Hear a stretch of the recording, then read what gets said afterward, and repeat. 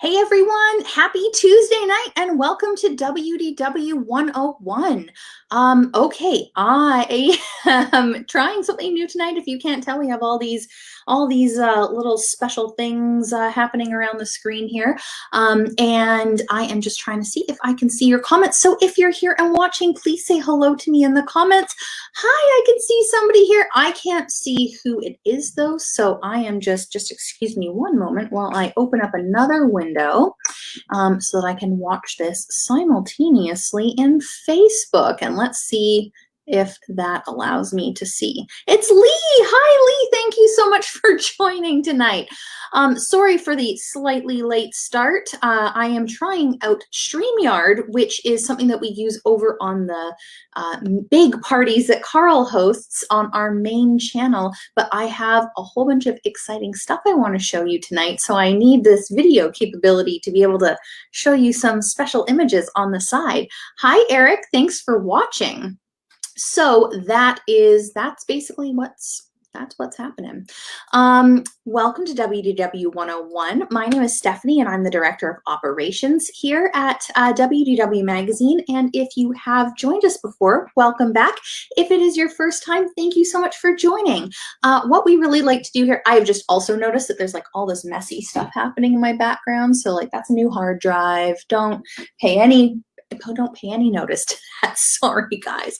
I usually do this on my laptop somewhere else. But if this is your first time joining us, or if you haven't been here in a while, what we really like to do on WDW 101 is talk about things that are happening in our current issue in a little bit more depth, talk about things that are happening seasonally at Walt Disney World, talk about things we're personally interested in, or things that you guys have asked about, or things that maybe we just didn't get a chance to put an article about in the magazine or over on the blog. Hi, Lorraine. Thanks for watching.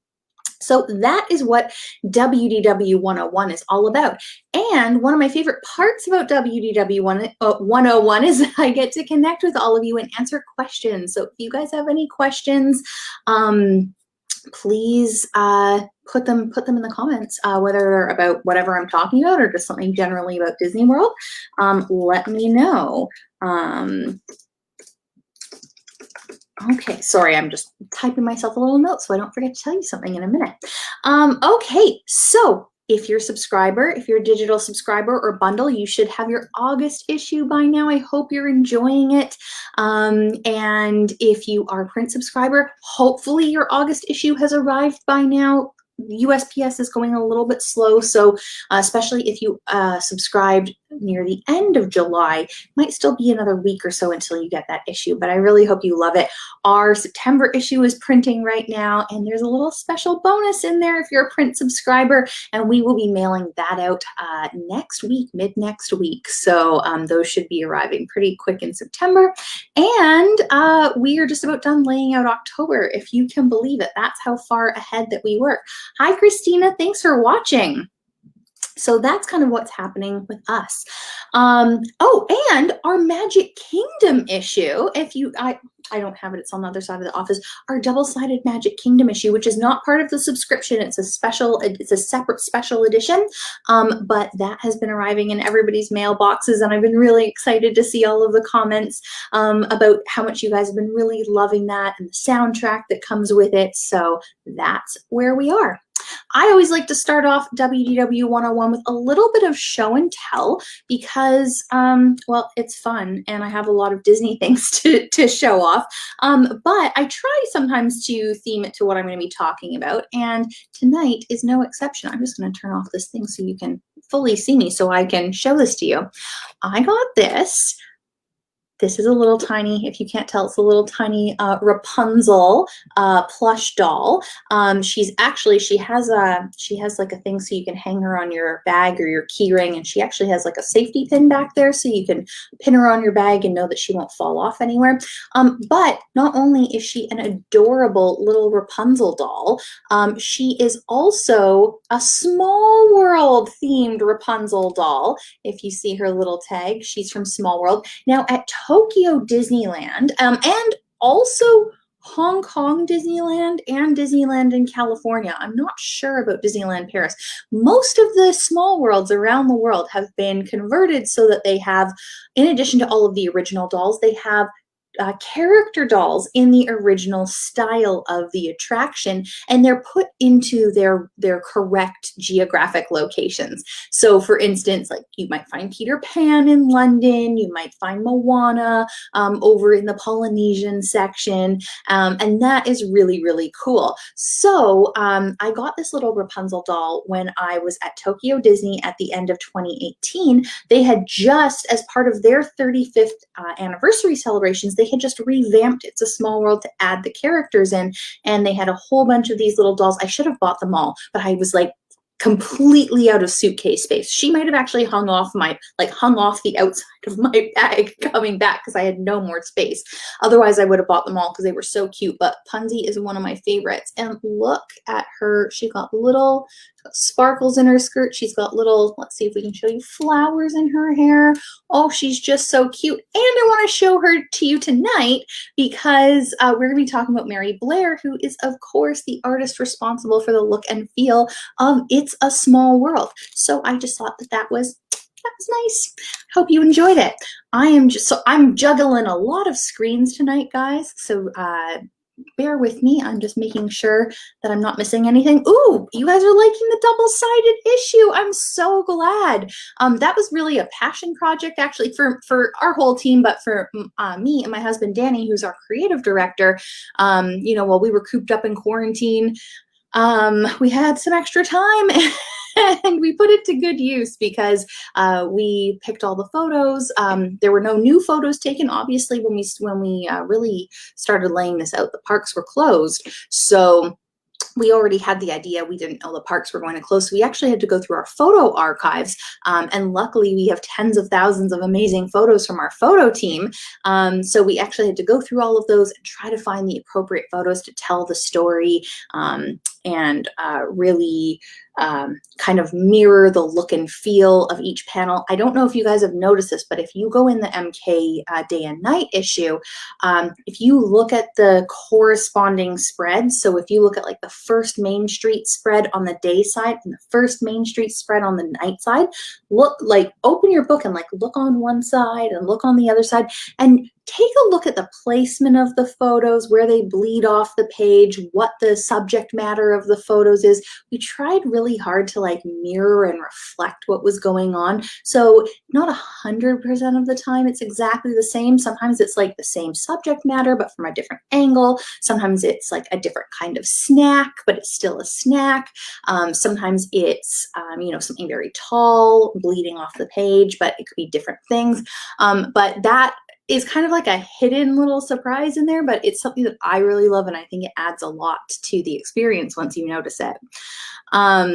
Oh, Lee, I know, too bad. If I could buy all of these little dolls on Shop Disney, I would be over the moon. If I could buy everything from Tokyo Disneyland on Shop Disney, I would live in a cardboard box because I would have no more money because everything there was just so amazing. I actually bought a second suitcase to bring more stuff home with me, and I probably should have bought another one. But I guess that's just a reason to take another trip to Japan sometime in the future, right?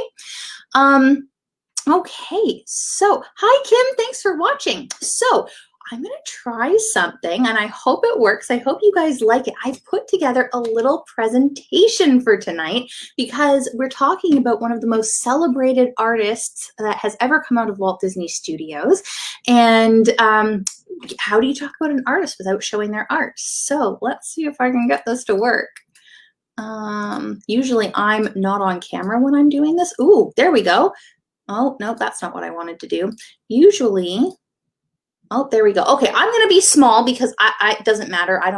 My stuff doesn't matter anyway, my face. But I do want to show you this Mary Blair stuff. Let's just see if I can change. What do I want this background? I don't want it to, there we go. We'll go with that because it's not going to interfere so much. I really wanted to show off some of the artwork, like I said.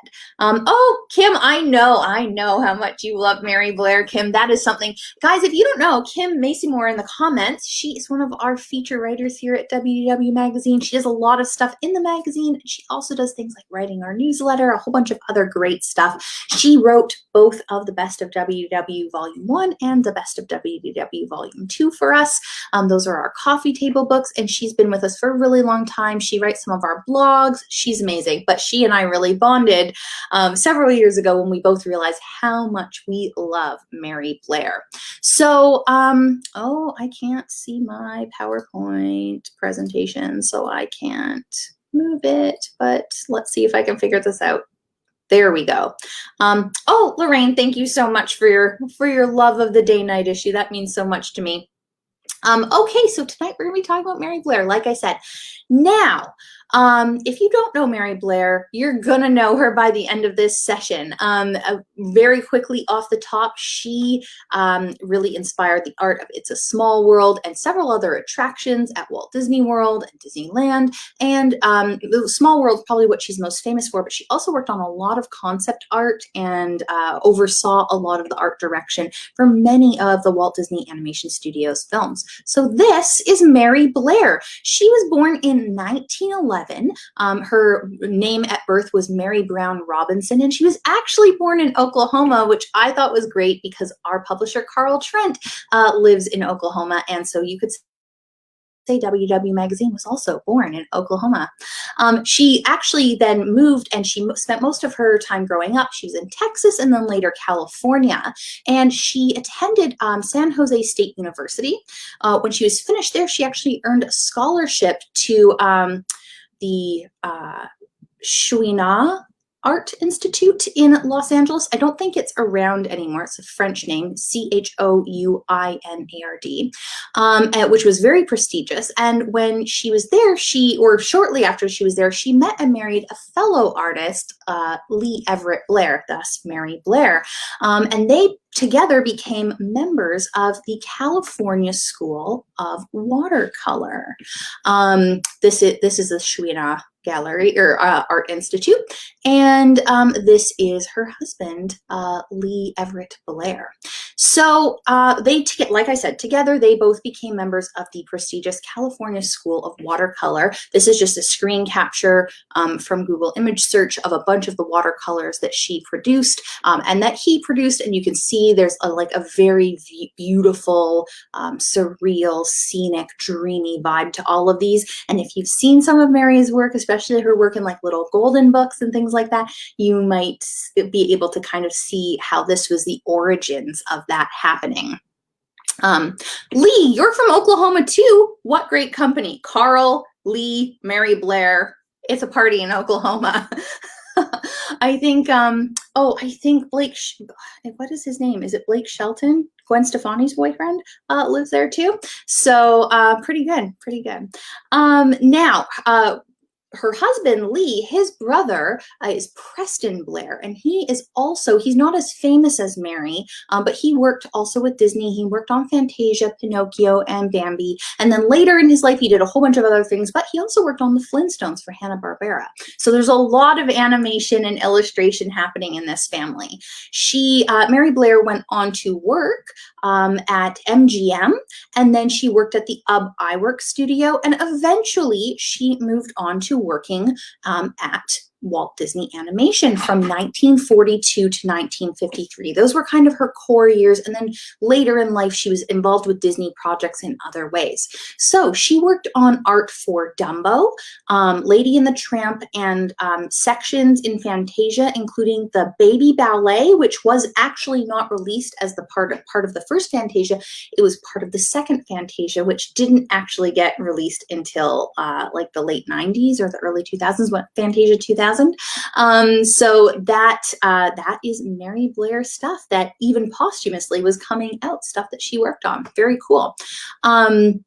Now while she was working on these concept arts for things, she got the opportunity to travel with Walt Disney and Lillian Disney and a few of the other artists. They went down on a tour of South America. Oh, these moved around a little bit. Let's just move let's move Jose over there for you. There you go. Sorry about that, guys. She got to go on this tour of South America. This was part of President Roosevelt's Good Neighbor Policy Initiative. And so while they were down there, they were researching, and they came out and started to work on Saludos Amigos and the Three Caballeros. And what was really cool about this was that Walt, on this trip, he saw her watercolors, and he's like, who's this Mary Blair? Why are her watercolors so amazing? Let's get her working on stuff. And she became art supervisor on both Saludos Amigos and the Three Caballeros, which was quite a step up. Now, she also, from there, worked on some concept art for some of the most beloved Disney films of all time, Alice in Wonderland. So what I'm showing you now are concept art pieces that were used to kind of set the look and feel and tone for what the animators would actually use to later develop all of the scenes and characters and everything for these films. Alice in Wonderland, it's super whimsical, it's very colorful, it's very kooky. For me, it's very Mary Blair. Peter Pan also, all those like soft, dreamy watercolors, again, very fantastical. These mermaids, I just love the Peter Pan mermaid scenes, so amazing. And Cinderella, the color palettes in Cinderella, the like very watercolory fantasy fairy tale aspects of Cinderella that are just like those visual cues that make you feel like you're in this big sweeping romance. That's all thanks to Mary Blair. Then, after she had worked with Disney at the Walt Disney Animation Studios for about 11 years, she decided to go and do some more freelance design, illustration, things on her own. So she could work on a lot of projects. She worked on some advertising campaigns. She illustrated children's books in the 50s, especially for little golden books. Some of them were Disney, some of them were not Disney. But you can see this, like, this little unicorn's hair is very similar to Princess Aurora's cape, right? Like, it's all very Mary Blair. This little golden songbook looks very Alice in Wonderland. I just love it. It's so cute. These little kids look like they could be in It's a Small World. Adorable.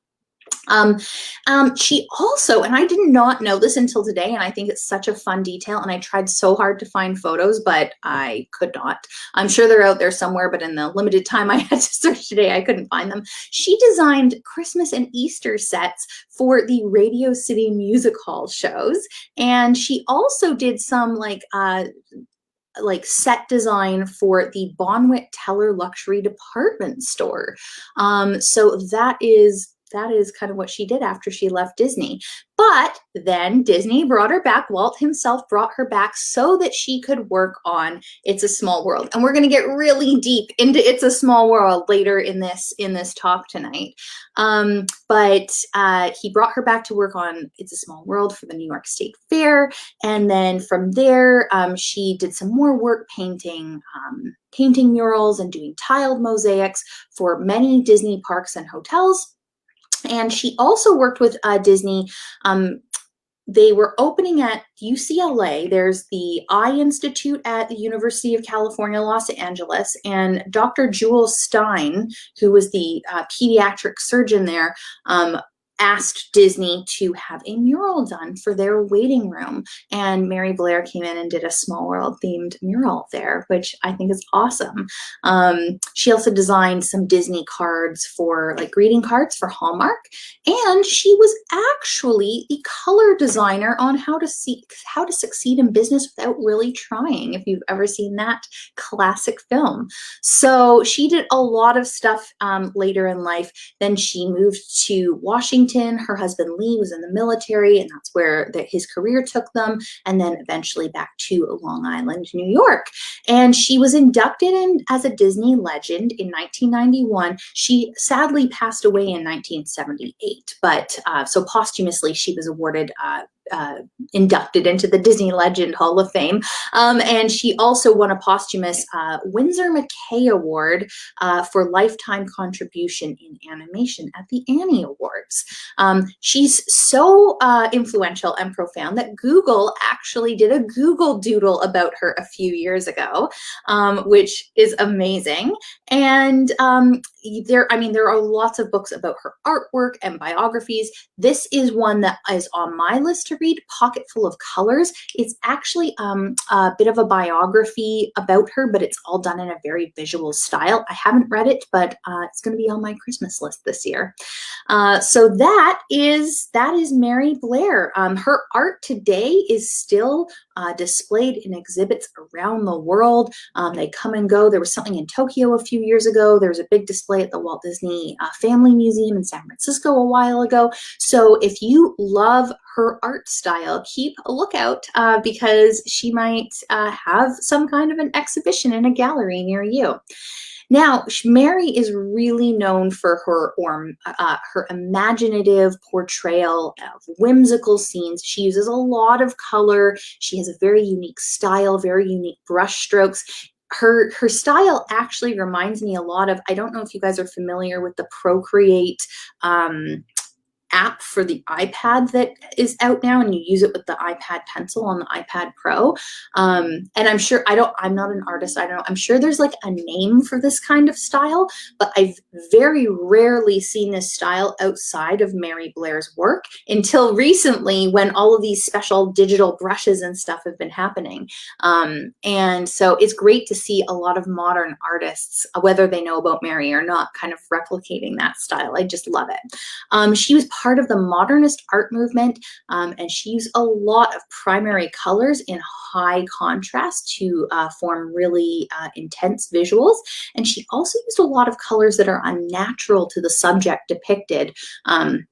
So you might see like crazy, like, look at this elephant is pink. Elephants aren't pink. And you might like, are houses in Holland purple? Maybe they are, but I don't know. I've been to the Netherlands and I did not see any purple houses, but maybe I went to the wrong areas for the fun houses. Yeah, I just love her style. So we're going to talk a bit about where you can see some of Mary's work in Disney parks today. I'm going to talk a lot about It's a Small World. It is one of my all-time favorite attractions, and they have them in 5 of the 6 global Disney resorts, and I've been to 4 of them, so I can talk fairly knowledgeably about them. So I'm going to take you through that. I'm also going to talk to you a bit about where you can see some of her other work in Disney World, and then I'm going to give you a little bit of a rundown on some films that she worked on, just so you have a little idea. So if you have some questions about her style or anything Disney related, just let me know. Small World related. Do you guys like Small World? I love it so much, and I was really afraid the first time I took my husband Danny. He did not grow up with Disney. He did not have the nostalgia. Of course, now he loves it. He's really grown into it in these last 14 years. The first time I took him, I was like, oh, he's going to go on Small World with me this one time because he's going on everything at least once, but I bet you he won't like it.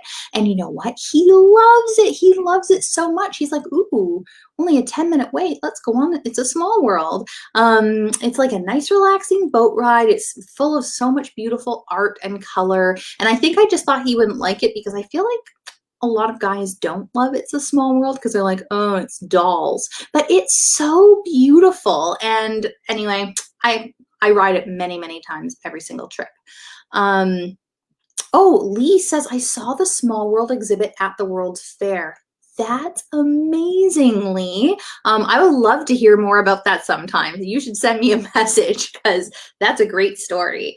So, as you can see, these are some of her early concept sketches from It's a Small World. Disney brought her back, like I said, to do It's a Small World. Now, if you're not familiar with the World's Fair, I hope you are, but especially some of our younger viewers, the World's Fair happened in New York in 1964, and it was this amazing, you should look it up. It was this amazing amalgamation of like art and technology and showcasing things of the day and world culture and so many things coming together. And Disney actually sponsored a number of attractions there, including Carousel of Progress and some others. But It's a Small World was one that has like stuck through the ages and has actually been adopted into the parks. It was actually sponsored by Pepsi at the World's Fair, and it was benefiting UNICEF, which is really, really cool. The Sherman Brothers wrote the earworm song, It's a Small World After All, and it is royalty free for people to use because it is a gift to the children of the world. Isn't that just beautiful? I'm just going to tear up on that. And so that is why she came back to work on it. She worked a lot on the characters design of the dolls. If you've been watching the Imagineering story, there's a scene in part of the Imagineering story. I think maybe it was One Day at Disney. There's so many Disney documentaries on Disney Plus now, right? But she asked Walt, like, what kind of budget do you have? Like, he was like, come in, design all these dolls and all these dresses and whatever. And she's like, okay, what's the budget per doll? And he was like, I want these to be the most gorgeous outfits. I want every woman in the world to want to wear one of these outfits. So sky's the limit, kiddo. And so she got to like really go all out on the outfits, which is probably why people today still love going to see the intricate detail of these outfits on these dolls. Oh, lots of you love Small World. That warms my heart so much. Hi, Barbie. Thanks for tuning in. So you can see Mary here. This is her here, and this is her here. She's working on some dolls. This is one of her original sketches of what one of the outfits was going to look like. Very cool. Isn't the internet great that you can just find all of this stuff? So the very first iteration of It's a Small World was obviously at the World's Fair, but then it was moved to Disneyland in California, the original park. Now, these are not the greatest quality images. I just got them from the internet so that I could show you some things that I wanted to talk about. But as you can see, this facade is much more impressive than what we have at Walt Disney World. And I would say that that is true for all of the It's a Small World attractions. I think that Disney World got a bit of a short shrift on that. And maybe one day that they will have an opportunity to change it a little bit. I still love it at Disney World though. But I grew up on the West Coast, so I grew up going to Disneyland. And the first time when I was 15, going to Disney World, and I was like, why is Small World like hidden in this corridor when it's the most grandiose thing? They actually use this in Disney land as a secondary location. So you know how on Cinderella Castle, they do projections and then the fireworks happen. They actually do projections on Sleeping Beauty Castle, which is much smaller, on It's a Small World, and also sometimes on the Matterhorn, so that everybody can kind of see the projections and the fireworks going all around, not just in that one little area, because it's not, they don't have as big of a hub area for people to gather at Disneyland. So that's really cool. Anyway, it's a big, beautiful facade, and you actually board outdoors, which is what you can see right here. You board outside. It's really cute. It's very quaint. And then you take this like magical little river, you go into the tunnel, and then you're in the It's a Small World. And at the end, you come out, and you can't really see here. I mean, you can see the shrubbery. There's actually all of these beautiful like animal topiaries that you kind of sail through when you go in and come out. It's amazing. But my favorite part of this It's a Small World attraction in Disneyland is that they do It's a Small World Happy Holidays. So at the Christmas season, they kind of close down the attraction, just kind of like they do with the Haunted Mansion there, and they do the Jack Skellington thing.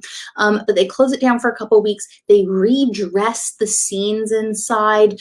You're still sailing through like Europe and Asia and whatever, but they redress it all so that it kind of celebrates the look and feel of whatever seasonal happenings are going on, celebrations are going on around the world, what the typical decoration style would be, etc.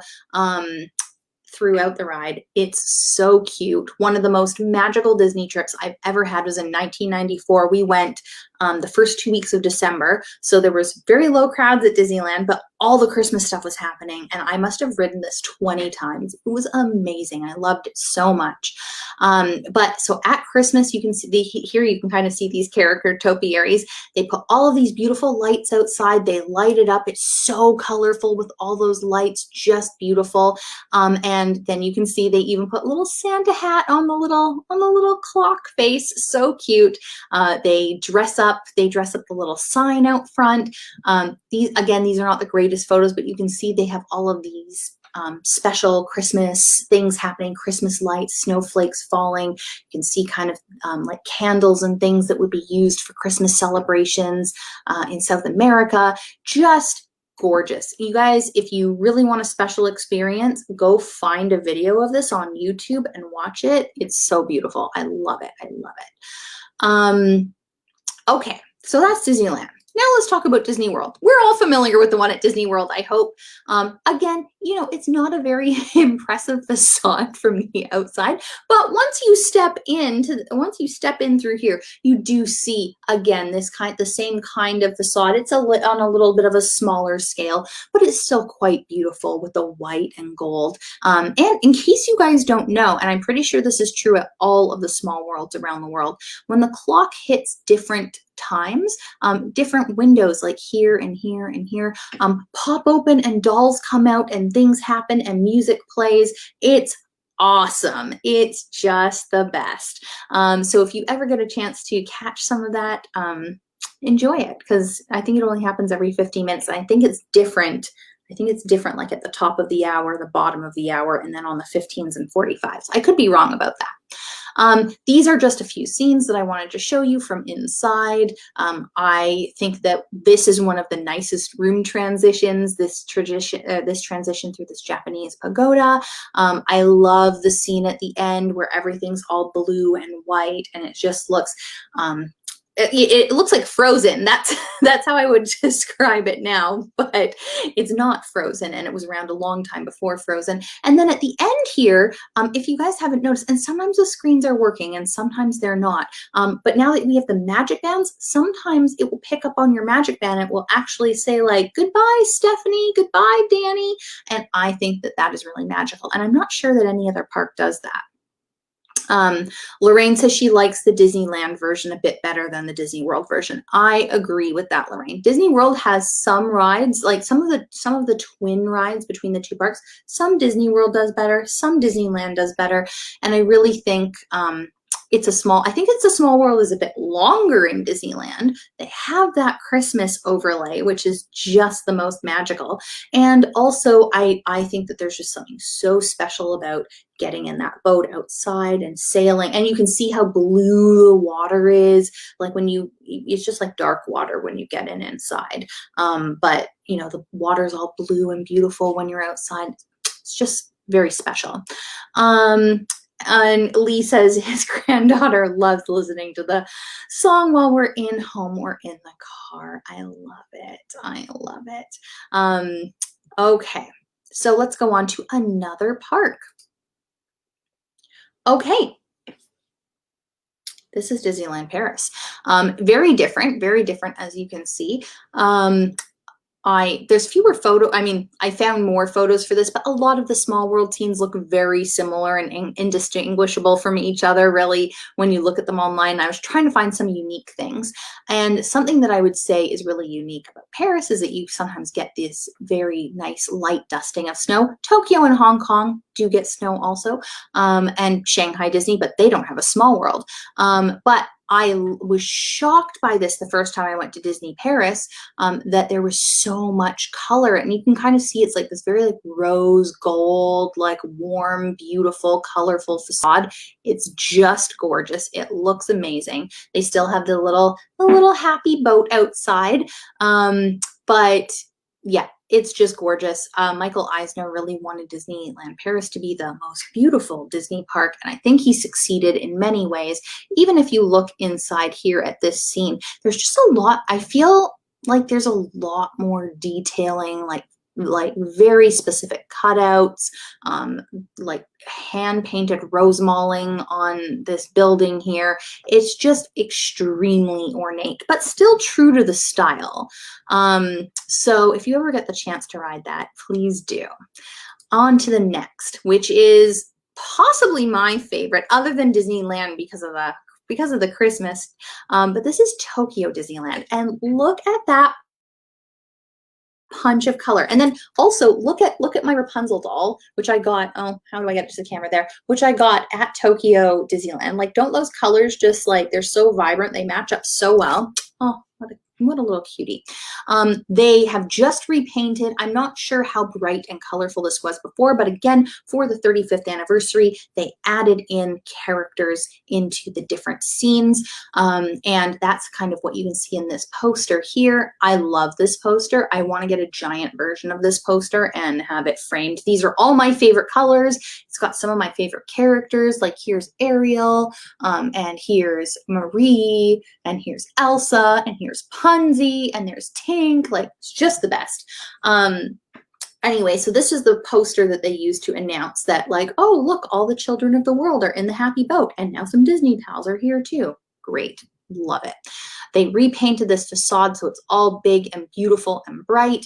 And inside this loading area, this is my second favorite loading area after the outdoor loading area at Disneyland, but it's so bright and colorful, and there's murals on both sides, and it's just magic.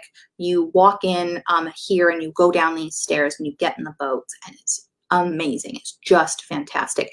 Here's a little example of one of the characters being integrated. Merida, you can see that she's done in kind of the style of the original Small World dolls. And there's her little baby bear brothers, and she's playing some archery, and she's in Scotland, as you can tell. So that is just one example. There are many examples. And they are celebrating Tokyo, and in Tokyo Disney, they're celebrating It's a Small World so much. They're actually doing food tie-ins. So this is a popcorn box, just for regular, well, not regular. Tokyo Disney has crazy flavors of popcorn. They have like soy and butter and honey and strawberry and curry and like black pepper shrimp and strawberry and matcha white chocolate. They change them all the time. They're all crazy. And at least when we were there, they were using this beautiful It's a Small World inspired box. Danny and I got, for the full year of the new Small World opening, every month they did a different pizza based on a different region of the world. And so we got this slice of pizza with all these crazy toppings on it. I don't know what region it was supposed to be from, because it was like ground beef, an egg, avocado, broccoli, like peppers. I don't know what was supposed to be happening, and it sounds really weird, and it was really delicious, actually. So I don't know, but it wasn't just that it was like a pizza of the world. It came in like a little pizza-shaped box with a handle on top. It was all Small World decorated. I should have put a photo of that in here for you. I'm sorry, maybe next time. But it was really cool. They're really into Small World. I'm really into Small World. Worked out great. Now, this is at Hong Kong Disneyland. I've been to Shanghai, where they do not have It's a Small World attraction. I have not yet been to Hong Kong, so I can't really talk about it from personal experience, but they have this beautiful plaza in front with this very ornate stonework. It looks very impressive. It has a bit of a colorful facade, but it's a different kind of colorful than Tokyo or than Paris. You can see a little bit of like lighting happening on the exterior. This photo is not the greatest, but you can see, because they're in Hong Kong, one of the things about Hong Kong Disney is when you look around, it looks like you're set in the middle of the mountainous valley, which you totally are. But it's so cool to see like this crazy, beautiful mountain happening right behind it. I also put this picture in here because I don't think that any of the other ones have little signage like saying welcome to a new land. I might be wrong about that. Maybe somewhere else has that, but I thought it was really, really cute.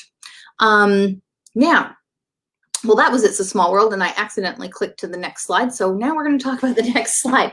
There are, of course, Mary Blair's artwork style has influenced a lot of things in the Disney parks, but there are some things that you can still see, and I'm going to show you one thing that you can't still see anymore, but that maybe you can enjoy on your next trip to Disney World. So the first thing that's very popular and very prominent, but a lot of people don't know that she worked on it, or they don't know what it is called. This is called the Grand Canyon Concourse. It is the concourse that is in the middle of the Contemporary Resort, so right where the monorail runs through, and you can see this beautiful tiling all over. She did this beautiful mosaic tile mural, and it extends, it kind of like wraps around. There's lots of things to see. This is a great thing, like if you need to kill time with your kids, go there and play I Spy with them. Just like, I spy something blue, tell them to find something blue. I spy something purple, whatever. Or like, I spy a bunny, I spy a triangle, whatever. Look, there is a little bunny. That little bunny is one of my favorite parts of this mural. There is a 5-legged goat. There are many goats. You can see them. They're all up on the Grand Canyon, but one of them has 5 legs, and he's very famous. They actually made a pin of him a few years ago. I say him, but I don't know. Maybe it's a girl goat, but he looks like a boy. It's just really gorgeous. And when you go to the Contemporary Resort and you look at it, like the colors are still so vibrant. I don't know how time has, maybe time has ravaged them and they used to be even more vibrant. They're just beautiful. I love this mural so much. If you're there at Christmas time and you're going to go check out the gingerbread display that they do, it's usually around this area, so you'll definitely have a great chance to check out this mural. So there you go. Another thing that you might not know she worked on.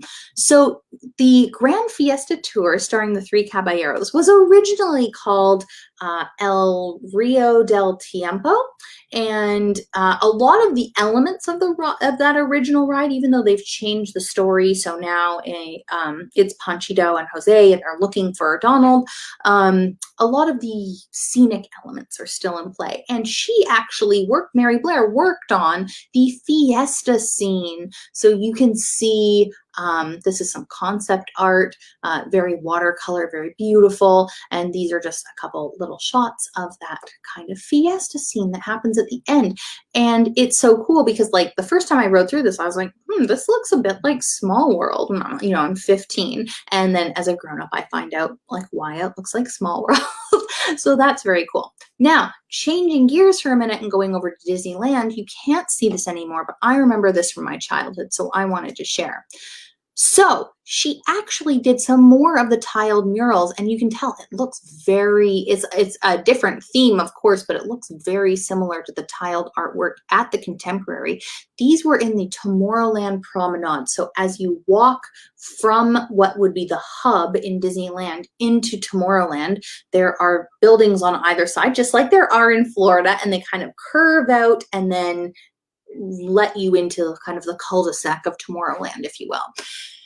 Now, these murals are beautiful. They are no longer there. One of them, this one here, this more like yellowy one, was on the face of the building that Star Tours is now in, but it used to be, I don't remember which one it used to be. It used to be something else.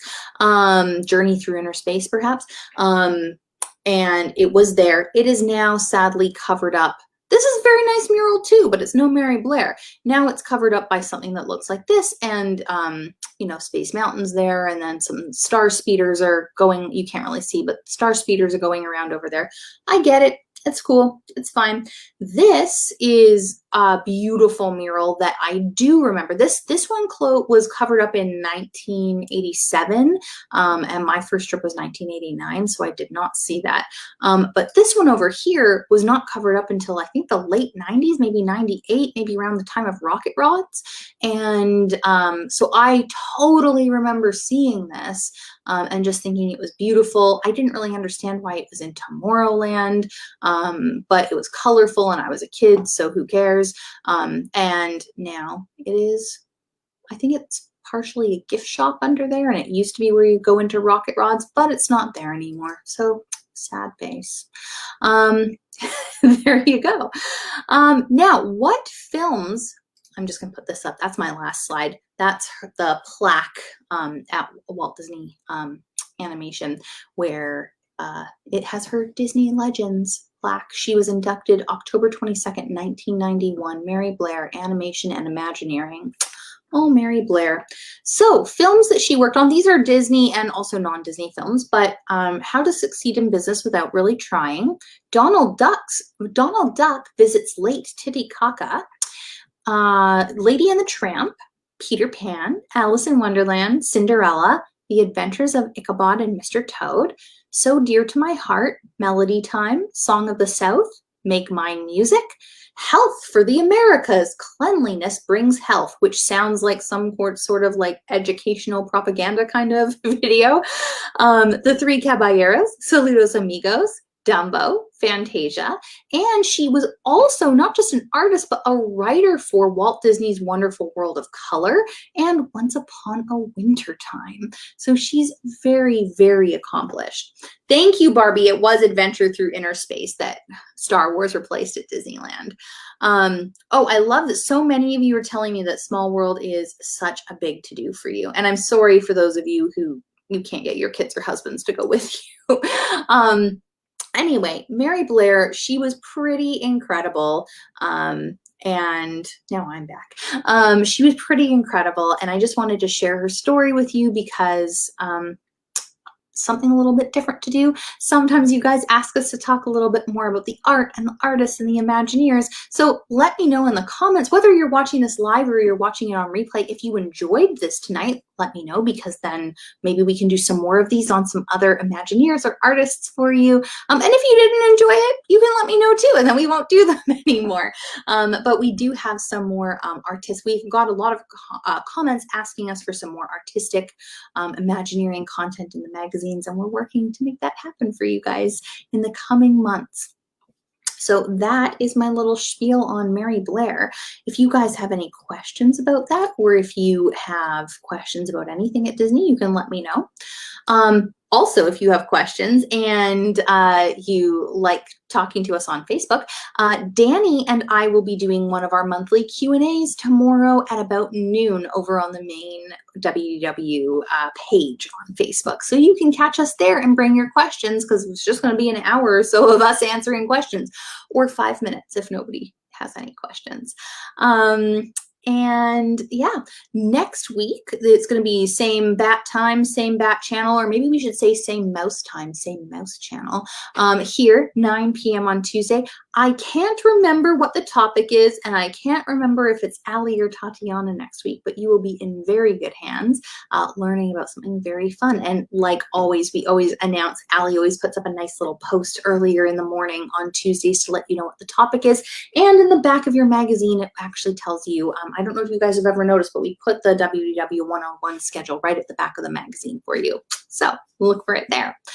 Oh, I'm so glad that you guys enjoyed this tonight. I know it was a lot of me talking about something that doesn't necessarily impact your everyday going to Disney World trip, but I think it just, I love so much learning about the history and the styles and the art and like the scenic design and everything of all these attractions. So I hope you enjoyed it too. Okay, I'm not seeing more questions come in now, which is totally fine. If you are watching on replay, feel free to put in questions or comments. I always monitor these posts, so if you say anything, I will be sure to get back to you. Even if it's like 2 years down the road, I will find it and I will get back to you. And that's all I have for tonight, guys. Thank you so much for sharing your Tuesday night with me and with Mary Blair. I hope you learned a little something, and I hope it brings you a little bit of joy on your next trip to It's a Small World. Thanks so much, and have a magical evening. Bye.